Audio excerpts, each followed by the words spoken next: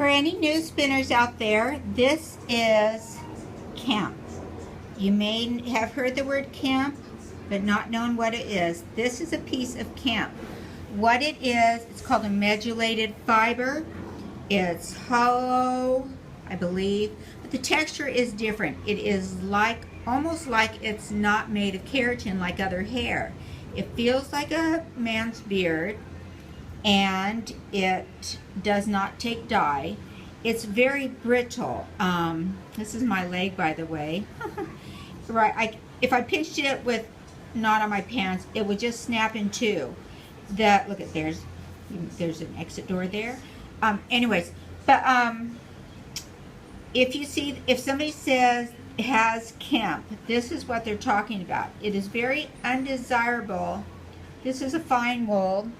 I'm trying to think. I put this up next to it so you could see the difference in the diameter of the fiber. I have a microscope that tells me the diameter. Well, it has a little measurement thing in the viewfinder, and this fleece is about I think this was about a 18 micron cormo, and so you could see this Kemp would probably be 40 microns and up at least. It's quite dense. I would say, well, this might have been a finer cormo, in which case, and this might be still probably, I'm guessing, about 40 microns. This could be the same as many of the coarser fleeces, the Lincolns, the Teeswire, depend on what micron your sheep have. But some of the stronger wools, we don't like to call them coarser, we call them stronger, because then they're good for rugs. But the fine wools are meant to be next to the skin. The coarsers are meant to generally not be next to the skin. One of the things I was taught in training is that you will always feel the coarsest fiber in your yarn. So if you were to combine, let's see, I'm going to pull some up, see if it shows in my pants. This is some alpaca. If I were to combine this alpaca, if you could see, let me see if I could pull out. There's some guard hair here. I got it most out. This alpaca, it's hard to tell in my dark pants, is probably, well, you can see that one hair there. That's probably about 20 microns. That's a guard hair. I'll pull that out. I can't do it when I'm not looking at the thing. I'm just looking at the viewfinder. I'll pull that out. But so that's probably about 20 microns, maybe 25. I'd have to put it under my microscope to tell.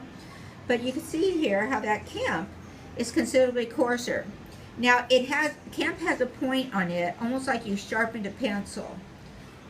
And so that kind of makes it even more annoying to the skin, whereas the guard fibers aren't going to be. But what happens is that when you spin, this is not going to bend, and so it's going to stick out, and it's going to make a very prickly fiber. So when buying a fleece, if somebody says your fleece has Kemp, has a fair amount of Kemp, it's not going to be very desirable unless you want to make sure you shake it out, brush it out, comb it out, then at the tail end, if you still have some in, pick it out. So here you see this is my cormo, and it doesn't look very fine because it's on black. If it were on white, it'd just blend in. And if I hold it up to the air, you can't really see the hair. And this is my alpaca, or one of my alpacas. And can you tell the guard hair? See, there's a guard hair. This will get pulled out. I didn't have this de-haired because I planned on using it myself. It's very spendy to de-hair, and they take out a lot of the stuff you want. This is on a deceased animal, and I did not want to waste any. Isn't that interesting? You could say I'm spinning my deceased alpaca, so it's precious to me, and it sounds sentimental. If you said I'm spinning the hair off my deceased neighbor, that just sounds macabre. I wonder why that is.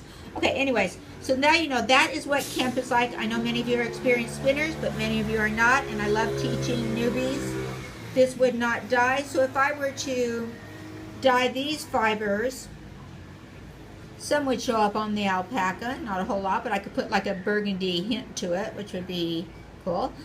Or I could blend the two and the white would take up most of the dye and you'd see the burgundy amongst the dark, and that would be cool. But the Kemp would not take dye, and so it would be readily found and picked out, but it causes an additional nuisance if you want to have next to skin soft or evenly dyed yarn. There you go. If you're a newbie, that's Kemp. Bye-bye.